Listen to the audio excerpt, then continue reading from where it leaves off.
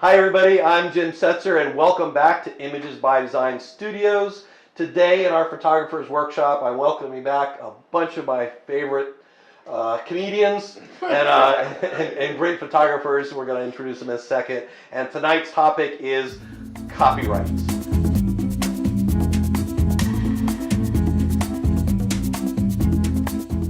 I don't know why we're doing copyrights. I threw it up on the poll thinking nobody would vote for it, but you did. So I got a chance to spend most of the day digging through copyright.org, and whew, what a snooze fest that was. I went through a lot of cups of coffee today trying to put this presentation together, so I hope you appreciate my efforts. So we don't have to. So you don't have to. Maybe no. It was Pete just went under people's different names and kept voting. Uh-huh. Right. What's the matter, Pete? You I have to figure that one out. All right, very good. So just like all these photographers workshop, let's go around the room. Let's start with Pete this time. Say who you are. I am Pete. You are Pete again. Most people know Pete by now. And let's see, what's the thing? I don't know. Just tell us some kind of copyright thing you've either run into or interested in. And Well, I've always heard that the minute you push the button, the copyright is yours. So I want to know if that's debunked or not. all right, good question. We touch on that. Go ahead. William Brett, I'm kind of the newbie of this particular group anyway. And the only thing I've run into is I took some photos not too long ago of a relative, and they went to try to get them printed, and they weren't able to get them until they called and such like that. So Yeah. I wasn't completely sure what flagged my photos. We're going to talk about that. Great, fantastic, William. Gene Tick. I keep hearing different things about when you post that on the internet, what your rights are, for yourself and other people to pick up your photos. Okay, good question. Hi, my name is Caroline. I do a lot of sports photography, especially for our local high school. So I have a lot of questions that come up during the years, like can they just take my photos? Do they have to pay something? What all do they need to do? All right, good. And I'm Tim Hennis, and I don't have any particular concerns with copyrights. I don't shoot professionally, but I still would not like for somebody to take my work and make money off it themselves. Right, So right, exactly.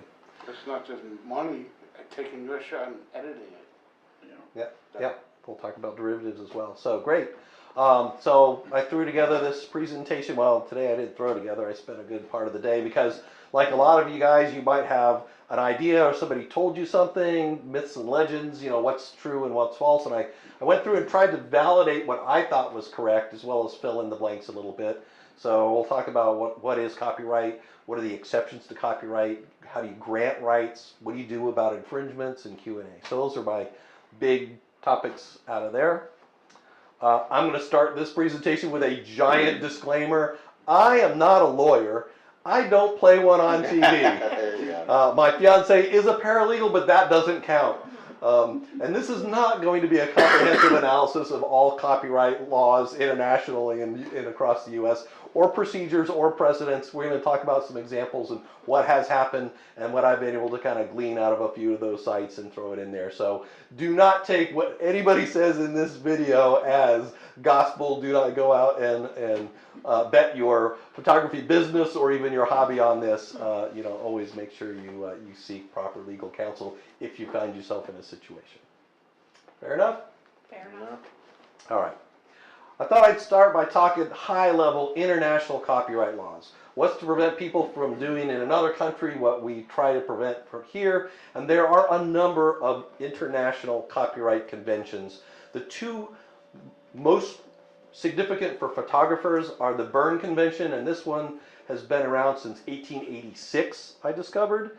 And all those countries in blue are signers of that convention. So it's pretty globally accepted, and it is what a lot of the modern U.S. copyright laws are based on. So that's great for us. So in this global economy that we live in, somebody from Australia can't just run off with your pictures without dealing with a repercussion at an international level. And it is enforceable. There were a number of countries that didn't like a couple of the terms in the Berne Agreement. So in 1956, no, I'm sorry, 1952, I think. Sorry, don't hold me to that. The Universal Copyright Convention was started by NATO. It was updated in, I believe, 1972. It brought a lot of those straggler countries into the fold with the terms that they were comfortable with.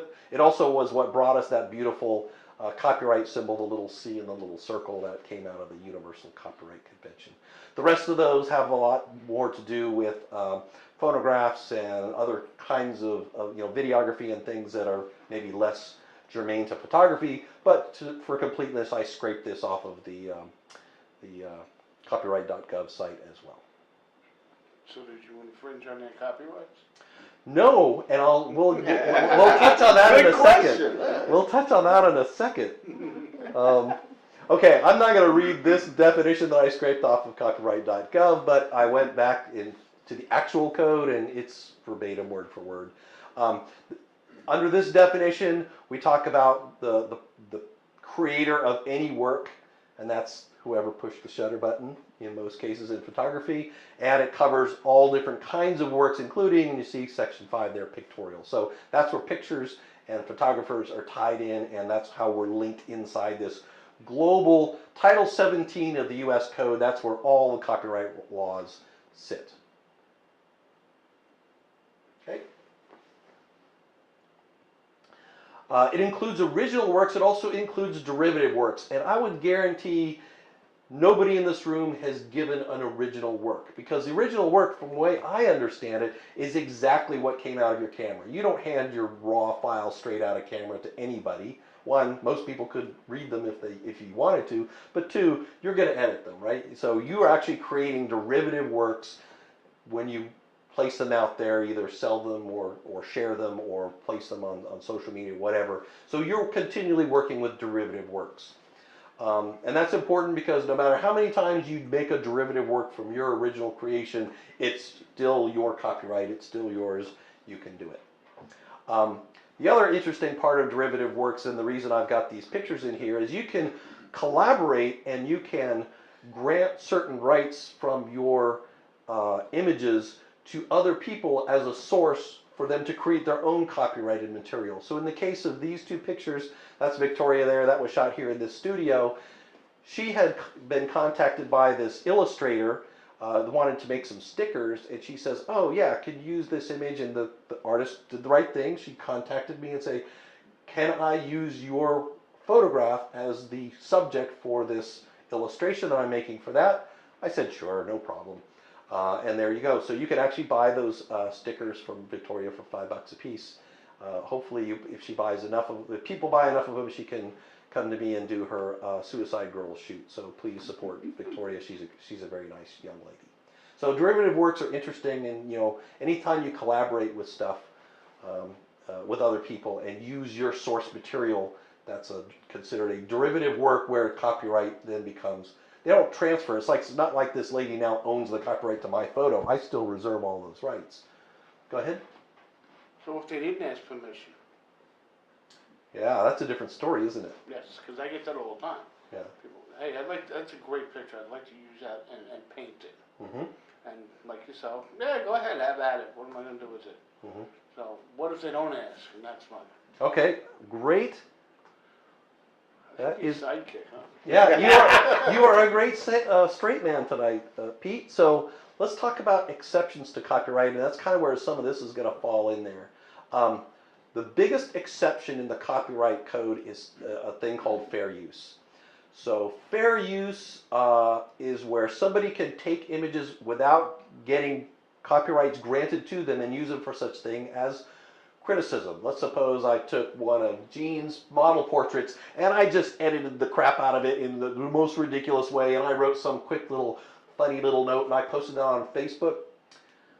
That's a satire, it's a lampoon, and it's covered under this fair use clause. You don't have a recourse from a copyright standpoint. Now you may hate me and shame me on social media, but I'm using it in a fair use exception to the copyright because it's clear to the reasonable person that I'm not trying to steal your work, I'm lampooning the work. That's how Saturday Night Live works. That's how all the, your ability to mock all these celebrities, because they themselves are a brand, right? And so you're mocking the brand.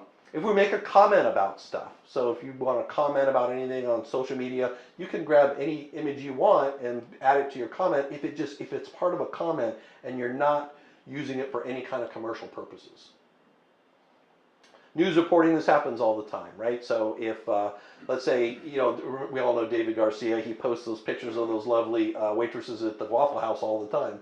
If that Waffle House were to get robbed tomorrow, knock on wood, anybody, your Wavy 10 could go to the Facebook, grab any of those pictures and use it in that news report, and that's considered fair use. It's not a copyright violation because it's used to promote the news. And as long as Wavy 10 doesn't try to make any money off that directly, of course, they're a for-profit corporation, but they're reporting the news, so they're falling into that kind. Teaching is another one. So here we go. I consider this a piece of teaching material, so I could use any image I wanted to because I'm not directly trying to make money from it, right? Scholarship research. So, and you can see down there in the small print, there's a lot of factors that would go into any kind of debate concerning whether you're using this in fair use or not. And remember what the large print giveth, the small print taketh away. Sometimes. Sometimes. And it does things like, well, if it was used in such a way that made the monetary value of that particular artifact diminish, then you might have a cause for going after them. Maybe the news agency printed an image that had some kind of time value to it. And then after that, nobody wanted to buy the image anymore. Well, you might have if that was the case and maybe the news agency knew about it, you could use that as the basis of a case using that clause in the copyright law.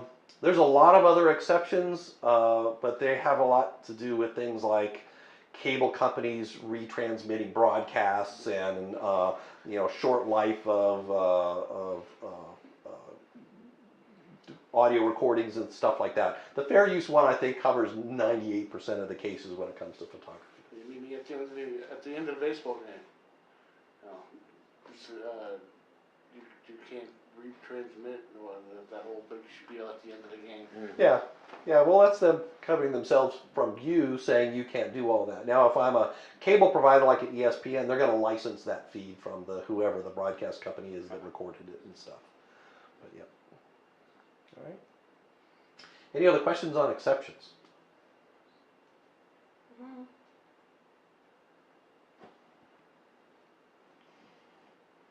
Let's talk about this fun one.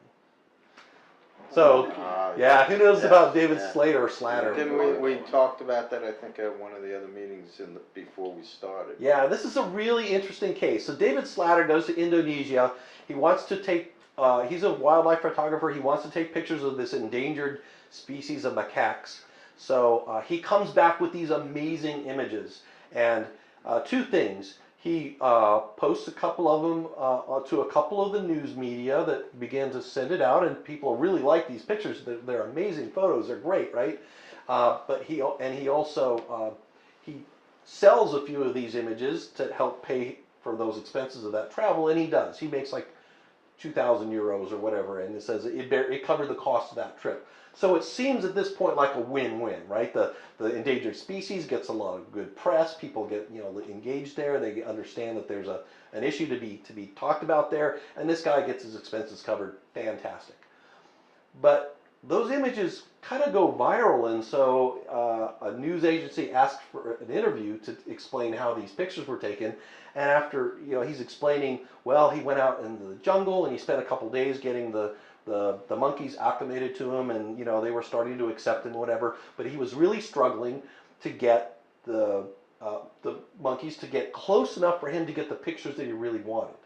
So he set his camera up on a low tripod, and he showed himself clicking the remote shutter, and then he set it all down and he stepped back, and he waited for the macaques to come up because they're all interested. There's shiny bits and stuff, and it makes noise. And they saw themselves in the front lens, and they thought that was really interesting. So that's what the guy's doing. He's just looking at his reflection in the front element of that lens, and of course, like all monkeys, he starts mimicking what he saw. He starts clicking away, and this is how he gets these fantastic images. So that's all well and good until we come back to Pete's point that now the photographer wasn't the person that clicked the shutter button. And this starts quite an interesting debate, including Wikimedia, that's Wikipedia, Wikicommons, all those kind of guys. So Wikicommons is their kind of public domain repository of images and sound files and stuff like that. They basically said, well, since this guy didn't click the shutter, these are automatically in the public domain, and they posted them up as if they were contributed to the public domain. Slater, whatever his name is, said, no, these are copyrighted. You need to take those down. People are stopping buying. They're no longer buying these prints because they can get them for free. That started a huge legal debate. It is still going on to this day. I thought it settled out. No, that part of it is not settled out. So Slater says at this point, with the latest things, we're going to get into that he may go back and look for restitution from from Wikimedia.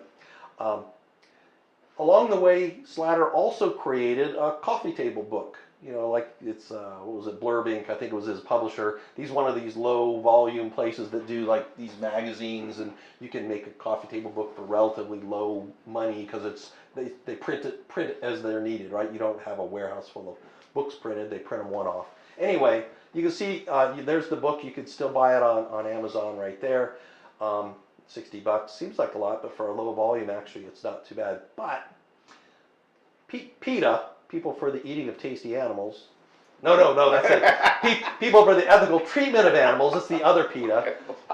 Said, oh, since the monkey clicked the shutter, the monkey owns the copyright. Therefore, we want all the proceeds from this book to go to a foundation for these monkeys. And by the way, we're going to be the executor of that account. So that went through a number of rounds in the courts, and the second Court of Appeals basically said, no, animals can't hold copyrights. That's something that's reserved for human beings only. And PETA, shame on you. You're using this whole thing as a stunt to better yourselves. You really weren't doing this to benefit these animals. Go away. So I think the Slater versus PETA thing is wrapped up, at least for now. That happened in April. The Wikimedia thing, who knows if he'll ever get any money back, because one of the funny things about copyright, especially with battling an infringement, is that you've got to prove loss, or you have to prove somebody else got a benefit. And that's much trickier than just going out there and saying that. That's why you find people talking about punitive damages as opposed to actual damages. Actuals are so hard to calculate beyond a reasonable doubt. Punitive is basically saying, this is your fee, a slap on the wrist for doing wrong, and that's a lot more subjective, and you can get judges to kind of go along with punitive damage a lot easier than actuals. The shame of this all is that this photographer went out, spent money to do what he did, and people don't realize, and this goes right back to copywriting, how much work we put into our photography and the cost of our equipment, travel, whatever. That's why we want to protect it. And whether he took that picture or not, he set this whole thing up. He got it done. And, it's his work. Yeah. Well, that goes to my next question. If I'm out in the landscape, and I'm sure this has come across where I set up the camera, I set everything up. Now I got to go down there, and I got to do something there, and I got to do something there, and I got an assistant. Okay, hit the button. Does he own it, or do I own it? Yeah, that's an excellent question, and you can, again, straight man, because my next question was, if Slater didn't push that shutter button, does he have no copyrights at all? Sure, we've agreed, everybody now agrees that the monkey doesn't hold a copyright. Got it. But does that mean that Slater, for all his effort, for all of his ingenuity, he came up with the camera settings, he set it up, he came up with the concept, he did everything except the actual clicking of the shutter. What does everybody think? How about a movie? I would say he so does. we're talking the same thing. Think about it. A movie, the producer's not, The director? Is a director. Lightning trigger. Yeah. Who pushed the button? That was my next point. It's like you've got a lot of times when you're not physically pushing the button yourself. All the Pluto triggers for sound, light, motion, those kind of things. We showed in the tethering. You can do it with your tablet to have that trigger based on some things like that. Think about continuous autofocus. You may be holding your hand down, leading the subject into your focus point, and your camera makes the determination when to actually click the shutter. I didn't. I relied on the camera to know when the thing that crosses my focus point has enough contrast to it to make that happen. If that weren't the case, then that award-winning aircraft picture that's hanging on the wall over there isn't mine. Because that's exactly how I shoot. That's how a lot of people shoot birds in flight, other kinds of sports photography, right? You set a focus point somewhere in your frame, hold down the shutter and wait for your subject to walk into that, and that happens. So you set it up. I didn't actually click the shutter. It's a time lapse, right? There's another one. I told a remote shutter or use the one in my camera to time these things, but I didn't decide every moment when to click each frame in that time lapse. So, what do you guys think? What in the case of someone, I assist someone at a wedding, for example, which ain't gonna happen. But I'm assisting the photographer. I'm snapping the photos. Yeah, at that moment they belong to you, but so that's why wedding photographers in their contract with second shooters make very clear that they expect you to transfer the copyright to Okay, so a little them bit different as then. part of your pay, and that's something you really want to get in writing. So the second shooter doesn't come back after the fact saying, "Give me more money because now you've infringed Right, on my right. copyrights." Or okay. That can be considered a work for hire, I would think too, wherein like you're employed by a company to take pictures. Your No. pictures. Yeah, Because work for hire David's- doesn't. You go ahead. I've seen some of David's pictures that he shot when he was with one of the top, I don't want to mention anything because I don't know it illegally, but he still owns the copyright. Right. Even though he was being paid by API, UPI, CBS, EIEIO. He's getting paid for that, but they're still his pictures. Right. Work for hire in itself does not transfer any copyrights. There might be clauses in his contract that says when you take pictures, under, on the clock for us, these are the copyrights we expect you to convey. So. Well, and here's another goofy question. I am on the clock for my employer that's not a photography business. I go and take photos of job-related things. Are they mine or do they belong to the company? They're yours. Yeah. Even though I'm on company time. Yep. None of those enter into any of those determination on who the original creator are, from what I can read and understand. So again, there may be clauses in your contract, and so if you're a media person, a PAO for a military organization or whatever, public affairs officer or whatever, you're going to have those things baked into your contract that says what the what the organization expects for you to convey. Yeah. Good. Motivation. Yeah. So any other thoughts on this monkeys' rights thing, and whether the clicking the shutter is the sole I determination didn't on realize copyright that he actually holdings? grabbed the remote. I thought he actually picked up a camera and was like, Well, see, that was some of the original reporting that the news agency had gone, basically made it sound like they picked up his camera, ran away, and took their own pictures out on their own. He came back later and explained, and I think maybe that's why he had to come back and explain to himself instead of just saying, "Here's some great pictures," is they were claiming that it was a very different situation. it than wasn't it an was. accident. He planned He on set them the whole grabbing that thing. Right. Now, of course, none of us were there. We're only taking his word for it at this point. So, but I can't imagine. It seems plausible to me, knowing the little of what I know of monkey behavior and how difficult they are to work with and stuff, that he might have resorted to this method. And nobody seems to be disputing that. So, So the lesson learned here is you took those photos. Yeah, right. And as far as everybody knows, I That's took right. those photos, right? Yeah. Okay, so in the United States, you do not have to declare copyrights. The copyright exists the moment the image is created in your camera, and you own that from there. You do not have to go out and explicitly state copyrights in the U.S. and Canada and other countries. Now, there might be other countries that are part of that Berne Accord that have slightly different local country rules, but in the U.S. and Canada at least, they are automatically granted to you and they do not need to be claimed.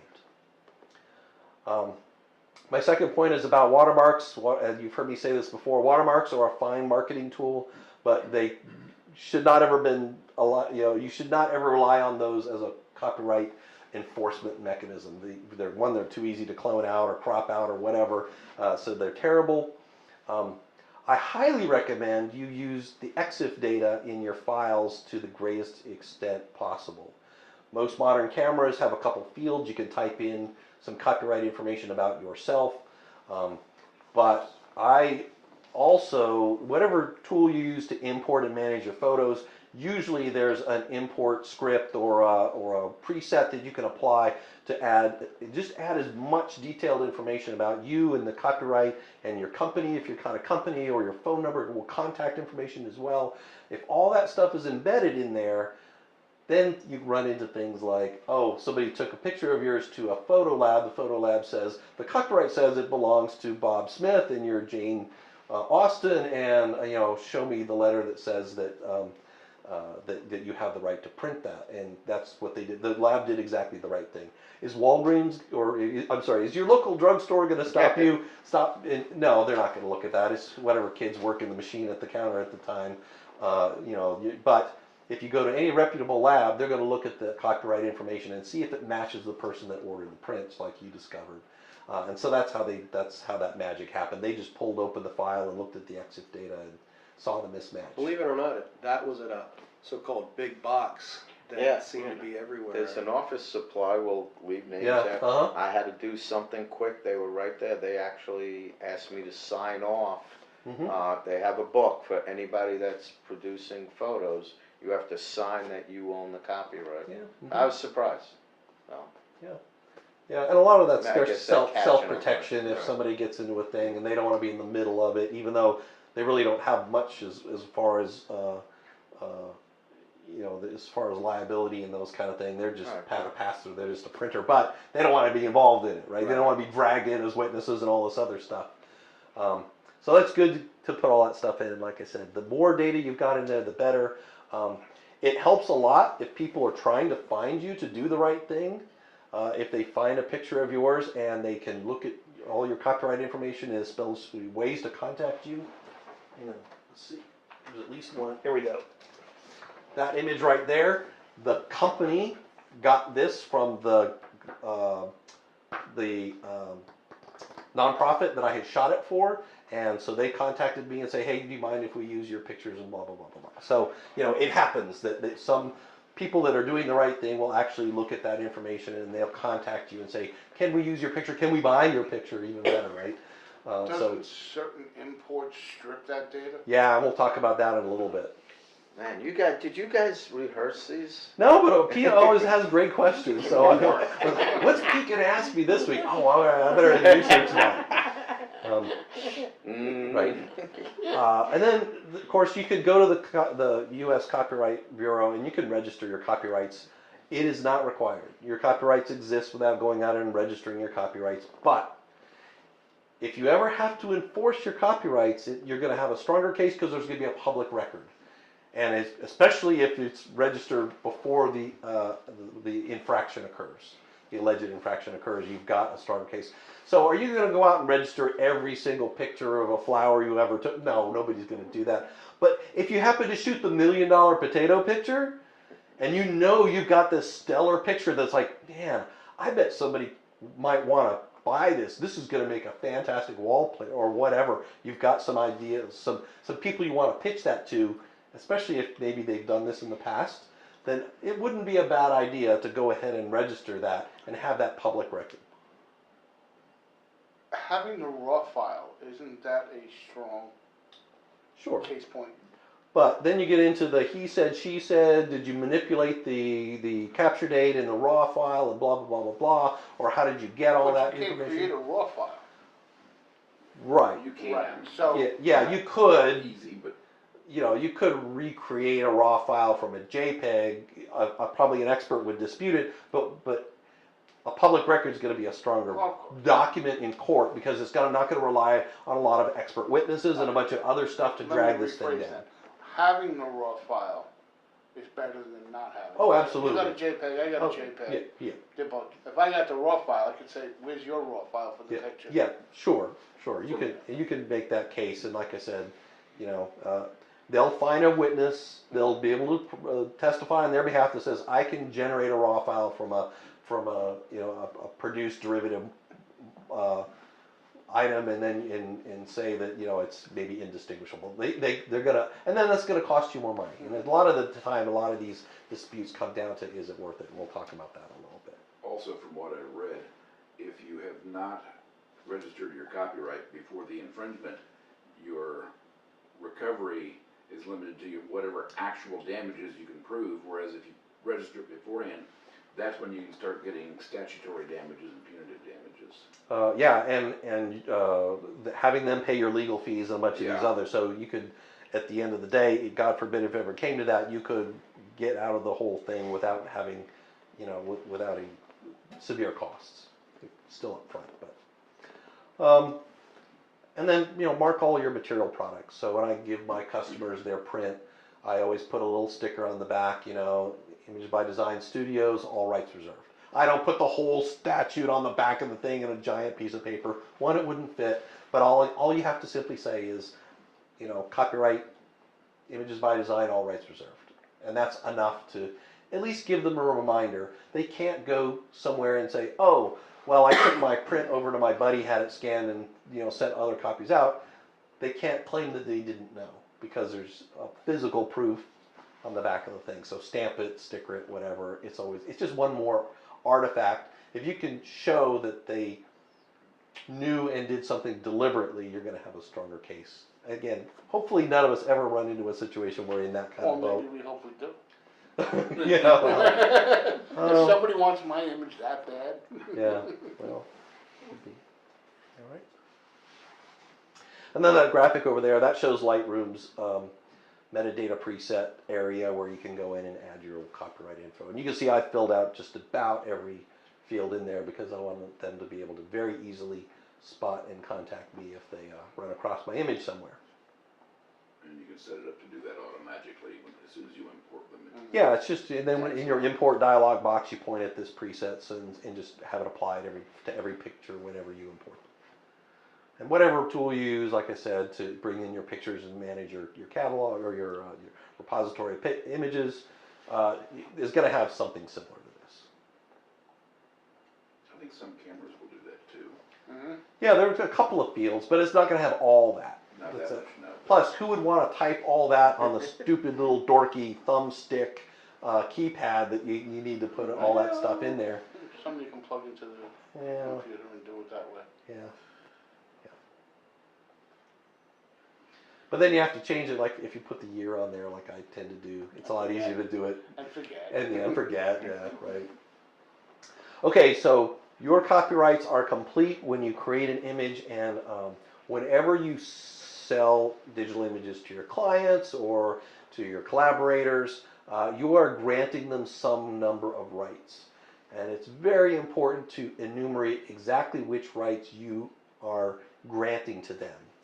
So on my model releases, there's a very boilerplate paragraph, but it basically says exactly what I'm giving them the right to do with these images. Therefore, their portfolio, online posting, for self-promotion only, not for commercial gain, blah, blah, blah, not to be altered in any way. And I always say, hey, if you want a square crop for Instagram, come back to me and I will create you that square crop. One, because I don't want them to alter the composition of the image. Two, I want to make sure that my watermark is still in the corner, because that's my mark. That's my whole reason a lot of the times for collaborating with a model when it's a TF, not for monetary trade kind of shoot, because I want everybody, including myself, to have a benefit from the collaboration. Everybody brings their time and their talents to a collaboration. I want everybody to get a benefit, and I don't want to shortchange myself in the process. So those are important. For clients, very important in your client contract to let them know exactly what they are buying from you. So I say up front in my contract, these are, I'm gonna produce for you. The output for this session is gonna be so many, generally range of digital images. And sometimes in my packages I'll include a few prints, but I'll say exactly what those prints are, what their size is, what the detail is, how they're mounted, blah, blah, blah, blah. And when they come to pick those things up, I remind them of exactly what they agreed to in the contract. And I say, if you're, if this whole room is all for in-person sales, right? The purpose of it is when they come to pick up those digital pictures, so they see them on this TV we're looking at, and they see these big prints on the wall or these photo albums, that they say, you know what, I want those images on those prints, because that's where I really make my money, right?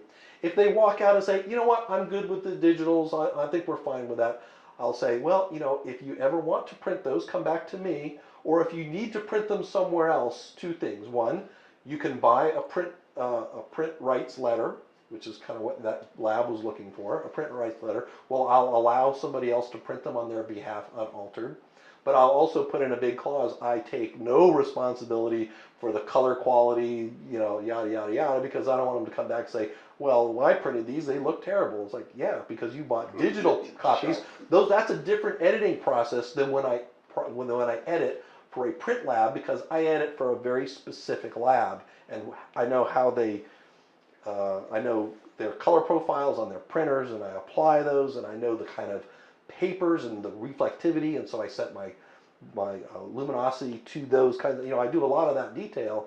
You just take that thing down to your local drugstore, they're just gonna shove the file in there, hit send, and it's gonna come out what comes out, and so I can't take any responsibility for the quality of what comes out of there. So again, with clients and collaborators, it's really important to kind of spell that out, remind them, very politely, of course, exactly what they're buying from you, what rights you're granting, and more specifically, what rights you are retaining. When you post on social media, you might want to go back and take a closer look at exactly what rights you might or might not be giving up when you post pictures on social media. There's two examples right there, and if you read that Facebook one, it basically says you're giving Facebook the right to give, sell, make money from your pictures ad infinitum until you remove those pictures from your feed. They're not supposed to do anything, but by that time, how many other people have scraped it, done other things, reposted it, and then it's done, right? So it's pretty much out in the wild. So that clause might give you a warm and fuzzy, but it doesn't do anything for you, especially if it's good enough to steal. Probably other people have posted it enough that it's out there forever. Twitter's another one, so they've got all that verbiage. I'm not going to read that, but we'll see an example of how that worked out there. To Pete's point, yes, if you look at any of your pictures you posted to Facebook, all the metadata has been stripped out. There is no EXIF data left in that picture. So any of that copyright stuff you thought you were putting in there to protect yourself, when you post it on Facebook, it is completely gone. There's nothing in there. So you just got to check whatever social media site you publish to, and there's too many to name. But go back and take a look at your pictures on there and see if there's any EXIF data left. You could do a reverse image search too, just for kicks. Yep. And see if anybody's grabbed it and used it anywhere. Because I know people that have found it Mm-hmm. and found their image and then asked them nicely to remove it or asked them for compensation. Mm-hmm. And Right. some they've gone ahead and obliged, and some got the big bird. Yeah. Again, man, you're such a straight man. That's exactly what we're going to talk about in the next slide. Publishers. So when you send stuff to magazines, make sure you read those terms of submission carefully. Sometimes they're going to ask for things that you may decide is too much and move on to the next one. There are so many publications out there to submit to. I do a lot of model publication, but there are these low volume pubs for anything under the sun. So if you take, I don't know, product photography of watches, there's like a watch digest, there's 1,000 watch magazines that you could probably publish your product photography to, or whatever, your genre of choice is. There are pubs to publish to get your art out there is really what it's there for. And so just be mindful when in those submission guidelines. Contests. Yeah. Contests are a big one. Yeah, sure. You give up everything. Depending on the site, yeah. So there's a couple of sites that I won't join their contest because you give up all the rights, especially ones that have big sponsors. the big sponsors want to be able to reuse those images in their own marketing. That's why they're giving away the cameras and all the other stuff. You wanna give me a good camera, you can have the picture. Yeah, right. Yeah, it doesn't work that way, but Some of them want the rights to winners, and some of them want the rights to anybody who submitted, so. mhm. If they're gonna give me the grand prize, then yeah, you can have the rights to the photo, but if you're gonna give it to somebody else, I don't wanna give it to you. Right. Did I forget anything as far as different venues for granting rights? Even family and friends, just let them know. Hey, Grandma, don't go down and make copies of these pictures I'm sending you. They're Let me- $40 a piece, Yeah, Randy. yeah, exactly.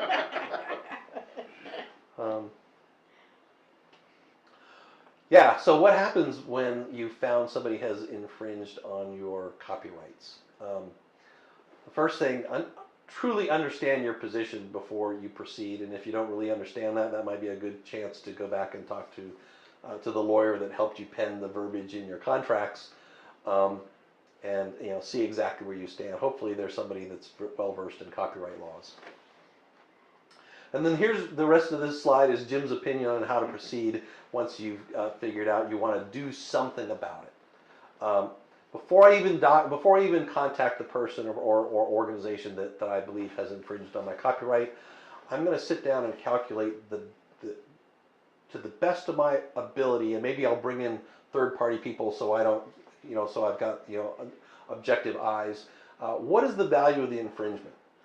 If somebody walked out of here with their digital prints only and didn't buy the print rights letter, and then 2 days later I see them posting a picture of some large print of my picture on Facebook, I'll say, well, damn it, those people stole it. That would have been a $400 picture. I want $400 out of them. It's like, well, no, not really. You got to subtract the cost of, what was my cost to have the lab make that picture? Is it of the same quality? So really it's down to what profit did I lose in having them do that? Maybe the profit's, I don't know, just for grins, maybe it's $100.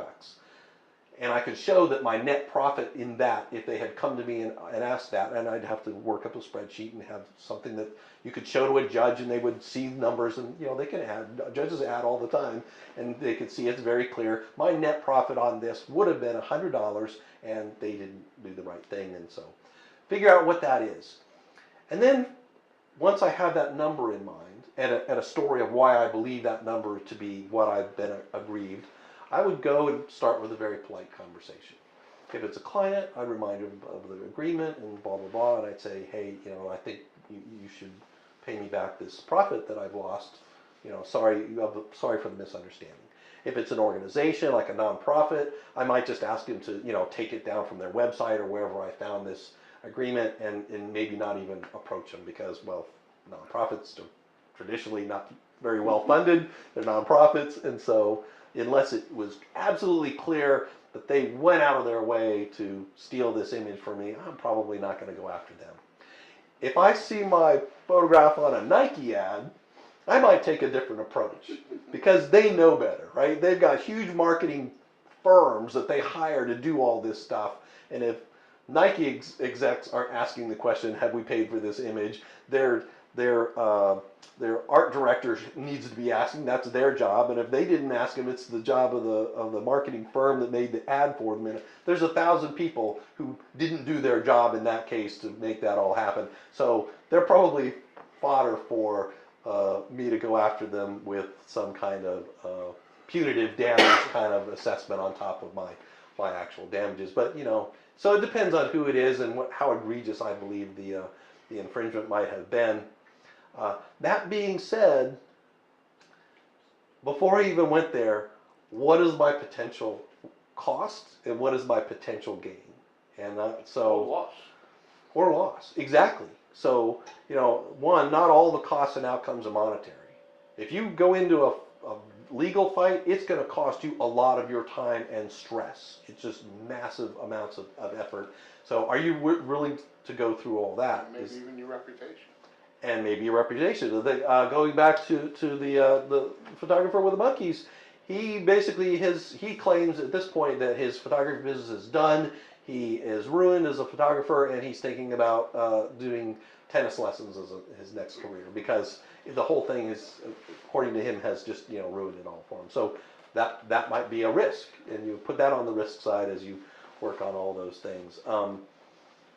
That being said, copyrights are being enforced. Don't just give up and walk away saying it's going to be too hard and there's no chance of making any money on it. That image off of TwitPics, the gentleman that made the shot, this was during the disaster in Haiti a couple years ago. TwitPics sold it to Getty Images. Getty Images turned around and sold it in their stock portfolio. The originating photographer was awarded to $1.2 million. $1.2 million in restitution for all that. So it can happen, and there are a lot of cases where copyrights were upheld, but I'm sure for every one of those success stories, there are 1,000 stories where it did not end so well for the photographer. So there you go. Can you afford an unfavorable outcome? Can you afford the stress or the cost in your reputation or whatever? Is an unfavorable outcome going to kill you, or is this really something worth fighting for not only monetary gain, but also maybe the principle of the matter? So you got to weigh all that stuff. Here's another example down in the bottom. This the photographer who took this photojournalistic image of this tribe, Patrick Carolou is the photographer. He took these images. This artist, Richard Prince, takes these images under the guise of fair use and completely morphs them into what he considers art. And so this is a legal battle that's still going on, and this one was in the news recently just because it's an ongoing battle, and who knows how that's going to end up. It's not even a good job. Well, yeah. Well, not all art is fine art, is it? It just has to be what the artist wants to do. Anyway, so you got to weigh all that stuff in when you go to start dealing with an infringement. Always nice to be polite. If you know Tony and Chelsea Northrup, they have a really great video on a instance they were involved in. They took a photograph. It ended up being the picture of their book. Is the book around here? I think it's in the office. Anyway. It was the picture of their book, the cover of their book, and it was this funky ring light that they created out of parts from Home Depot, and so it was this really weird star pattern. And it was up on the internet because it was the cover of their book. Not that they had ever sold it as stock or whatever, but it just happened to float out there because that's what happens when you're promoting your book or whatever. Australian company that makes cell phone covers picked this up for their cell phone cover that had a bunch of LED lights around the edge. This is like selfie cover, so it would light up your face.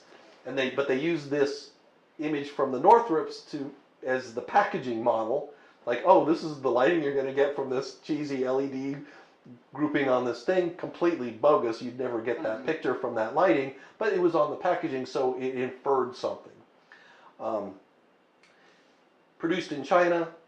Company was in Australia, the Northrups are in America, so it's one of these big international instruments. Go watch their video. I'll put a link up on there.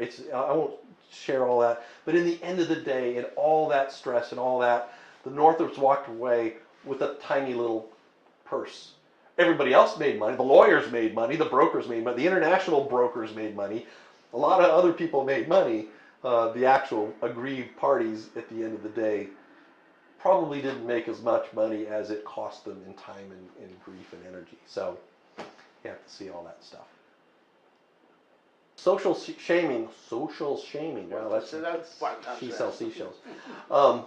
So that seems to be a growing method of approaching some of these, especially when you've weighed all those outcomes and you realize the monetary or the legal path isn't for you.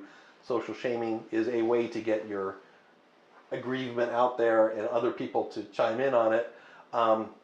It can backfire on you too, Pete, right? Mm-hmm. So, people could side with the other party and say, Pete, you're out of your mind. And then, you got to think about how you're going to approach that and approach that carefully as well. Well, basically, you don't touch other people's work. Yeah. No. A lot of photography groups I'm in, there actually are CC flags that you can ask for to say whether you're allowing people to edit the picture and give you their idea of edit or not. And maybe that's, I think I had mentioned that to Gene maybe for our group, to allow people to say, you know, CCE or something like that for edit is allowed versus not, and then, you know, make that part of the rules. And that might be a good way to, you know, cut down on a little of that, because that's happened to me too. People go in and it's like, hey, I never give you rights to change my picture. Maybe it was better, but it doesn't matter, you know. But if, you know, if I want to see people, you know, have at it, then I would like to have a mechanism to make it clear that I allowed that, I gave them the right to modify my original Well, image. there's two trains of thought too. If you're shooting a model or a portrait, you don't want somebody hacking up your work. Right. If you're shooting landscape or fine art photography, you don't want somebody hacking up that either. Even if your vision is different than mine, and your vision may be great to Carolyn, but me, that's not what I had in mind. I had mine in mind, and why'd you touch it? Yeah, so if you're in the situation where you are looking more for a brag, or you're just looking for minor inputs on composition or whatever, that's great. But a lot of times a new photographer is stuck. They're like, I don't know where to go with this. I think there's a great image in here somewhere. What do you suggest? And allowing other people to take a stab at editing it and giving back, well, I brought this in, I did luminosity mask on this landscape, or I did, you know, frequency separation on the model's face, and blah, blah, blah, whatever the guidelines are, to bring it back and say, here's what I uncovered in your raw, in your base image. I think those can be constructive to a lot of people. But you have to allow it. Exactly. It That's needs to it. be explicit. I think we're saying the same thing. It needs to be explicitly requested, and needs to be explicitly conveyed. All right. So there was all that. I think all I had left was just the usual Q&A slide. Come on, Pete. What? You've gotta have more. I got the answers. Oh, okay. Go ahead, Tim. Have you heard of Creative Commons, which is a way of giving some rights to the general public without giving everything to the general public? I've heard of it. Mm-hmm. They have different licenses where you can allow people to share with attribution. You can allow or disallow derivative works. Mm-hmm. Yeah, so that's the Wikimedia's Wiki Commons is their repository under the Creative Commons umbrella for allowing that sort of stuff to happen. But it wasn't that Slatter took the images and conveyed some rights of some limited rights and allowed other creatives. The Wikimedia people, especially the founder, Jimmy, what's his name? Jimmy, put a link in there, grabbed it when it was all over these headlines and just shoved it in there. So that's the difference, is it was taken and posted without any concurrence from the person who, you know, we'll say created the image. Alright, question. Royalty free. Is that open source, no copyright, do what you want, have at it? Well, you tell me. Royalties really don't apply that much to photographs, right? Well, you can, yeah, Sure. if you go to stock photography. Oh, sites, okay, yeah, yeah, Sure, I mean, if I need a picture of the moon, right. and I can pull one off a royalty free, now, is there a copyright on that? Oh yeah, yeah, yeah. The creator still retains the copyrights in most of those situations. But I've got the okay to go ahead and hack away at it? Is that what that is? Well, it depends. You'd have to look at the terms on that particular site. What is being granted to you under that agreement? So. Royalty free just means they don't have to pay you for it, but you can still put conditions on what's allowed and what's not allowed. Okay. In other words, the stock house is acting as a broker on behalf of the owner of the copyright. So royalty free means I don't have to go back to the original creator and give them some money for this. I'm going to pay the stock photography fee instead, and then I get that by not, and that's the fee I pay for the picture as opposed to. If I wanna make a composite, and I'm gonna take 6 different pictures off of that, Who's got that copyright? Well, that's So- what you were saying, it has to be in the agreement, the licensing agreement. But then Yeah, who's got the some- copyright? Yeah, so in your case, you're talking about a compilation, Oh, yeah. and that the compilation is addressed in that same section of the code as derivative works. Okay. So if Pete grabs all these images and makes a photo collage out of them, if 100% of those are my images, then I still own 100% of the copyright. If it's cobbled together by crowdsourced by everybody walking by the statue and taking pictures, and I grabbed every photo of, I don't know, King Neptune off the internet, and I created a photo collage of King Neptune, guess what? Those copyright, the portions of copyright all are spread across the original creators of that. So you might have a vested interest in Pete's photo collage if one of those little thumbnails was something you took. I think with derivative works, Jim comes up with an original work and then you do something with it. I think what can happen there is you have a copyright in your derivation of it, but that is subject to his. That is, you can't just go out and sell yours without permission from him. Right. But he, on the other hand, can't go out and sell yours without your permission either. But your copyright in your derivative work is subject to his. It's like that sticker, right? The artist did the right thing and came to me and asked for the right to use my original image to make a derivative work for Right. which she holds the She- copyright right. for that derivative For work. that derivative. So, Well, here's another thought. I'm a photographer. I'm walking down the street. I'm standing on public right of way. I snap a photo of a cityscape, and it happens to catch the logo of a national brand.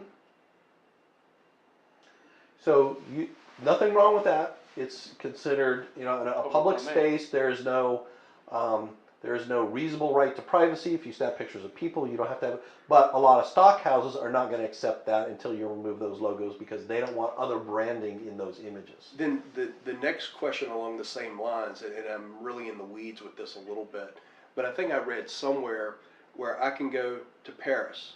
I can take as many photos of the Eiffel Tower as I want to until it's dark and the lights come on. The lights are copyrighted. It's what I read. I can't validate that, but something as goofy as that. Yeah, and if you go to Sydney Opera House or the Sydney Harbor Bridge, those two pieces of architecture are copyrighted, and you legally can't take pictures of them. Not that the thousands of tourists don't do it every day, but if I were to go make a large print and try to sell that in a gallery, they would have a recourse to come back to me and say, you violated my copyright by including my copyrighted image in your derivative work. Sure. And so they can move out. And I guess as a photographer, dumb me that's walking the streets and just snapping photos, how would the average person know that, well, the architect copyrighted this? The lawyers come knocking. Yeah, that's a lot of times that way you not Ignorance know. of the law is not an It's not an excuse. excuse. I mean, someone's artwork, that's displayed in the middle of the street. Like, again, it's another one of those. Yeah. Well, no, if it's in public, of course, no reasonable right to privacy. If it's in a gallery space, you can't take pictures of works of art in a gallery space without the artist's permission. And I can certainly understand that. But I think in the case of the building or something like that, it can depend upon a lot of subtle things, like is it a picture of the opera house or is it a picture of the sky of the that whole the opera house area? happens to be. The opera house is there because it's part of it. Then somewhere in there's going to be a line that you cross, but who knows where that line is? I heard there's buildings in Norfolk you can't take pictures of, and it could be because they have their big name on the top of it, but I don't remember off the top of my head which ones they are, but certain banks or something. But there have also been people who try to claim that you can't take pictures of their building, but you really can. So sometimes people claim rights they don't actually have. Right. Well, architecture is copyrighted, so it just depends on what the artist considers an infringement. So It may fall under fair use too. yeah, right. Anything's fair use as long as you follow those fair use guidelines. Now, if you turn around and try to sell a picture of the Armada Hoffler building and it happens to have some, the architect happens to hold their copyrights tightly, they might be able to go after you. That's kind of a risk you might have to take. I think I would, before going out and putting that in a gallery space and trying to sell it for 10 grand, I think I would go approach them and say, hey, here's a work that I've derived from your piece of architecture. What is the architect's retained rights on this matter? And, you know, you never know. There was even like a small town in Europe somewhere. It was like a tourist town, and they copyrighted the whole town saying, you can't take any more pictures until you pay us this tourist fee. So, Must be French. yeah. Well, we got the same thing around here, City of Virginia Beach. They want us to have our permits for taking any paid assignment photography. The state parks are starting to enforce their permit guidelines along the same line. I think that's more of a, hey, we just need more ways to make money than we really could care about the fact that these parks are beautiful places and we've copyrighted the park. I think that's just more of a permit thing. Just another way to reach in your back pocket. Yeah, kind of. And in some cases, because it becomes too popular, it becomes crowded with photographers, and now. Well, yeah, and a lot of people would make a mess. They'd leave confetti and crap and not clean them up with themselves. I think that was part of the reason they wanted to have some kind of way to track back and maybe hold people accountable for bad actions. But you're right, crowding in certain parks, like Red Wing Park that has those cherry blossoms and stuff, became a little too crowded during spring time for just the average family to enjoy it, which is what the park's primarily there for. Yeah, so this has been great, guys. If we have misspoke, I'm going to reiterate this again for the camera. None of us are lawyers. Is anybody here a lawyer? No, and I didn't sleep we with don't Holiday play Inn. it. And no, right, we none of us slept at a Holiday Inn Express, and we don't play these guys on TV. These are our opinions. These are what we've been able to dig. So if we've misspoken, please feel free to provide a correction or another comment in the comments. Down there. Yeah, comment down below. And I really appreciate everybody's coming out. Again, like to see you guys coming and providing all your input, comments, questions, and I think we addressed most of them this time around. So, again, for Images by Design, I'm Jim Setzer. Everybody wave at the camera. See you guys. Bye-bye.